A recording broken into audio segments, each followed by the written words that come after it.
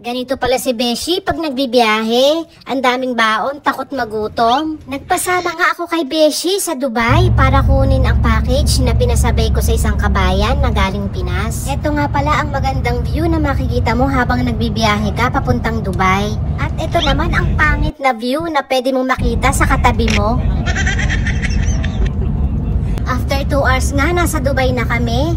Natanaw ko na naman nga ang Dubai frame na hanggang ngayon hindi pa rin ako nakakapunta. Dubai frame, hanggang tanaw ka na lang ba? Nasa Dubai Metro na nga kami at pasakay papuntang Berchman para puntahan ang imi-meet up ko.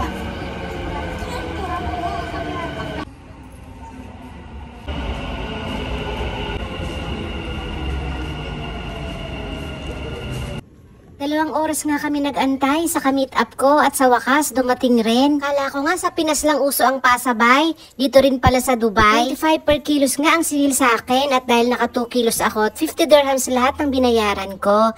Malaking tulong din naman to lalo na pag may mga importanteng bagay kang kailangang ipasabay pa uwi ng Pinas o kaya naman ipasabay pabalik dito sa UAE. Okay sa akin ang pasabay, wag lang may mangi-scam. Ba't ayaw? Nako, nagloko na naman nga ang bus card ko. Wala kasi sa bundok ng Al Ain yan.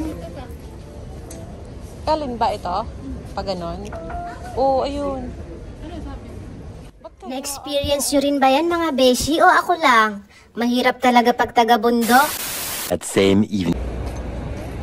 First time nga naming sumakay ng bus papuntang Sharjah. May second floor pala. Haba naman ang pila.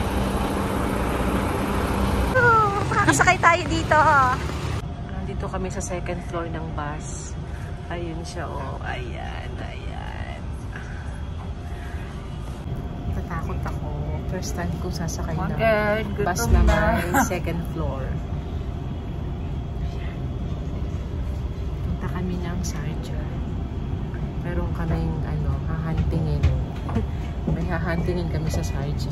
First time na namin na pumunta ng Sharjah. Nasa police station ang destinasyon. Re-report namin kasi ang isang kabayaran ng scam kay Beshi.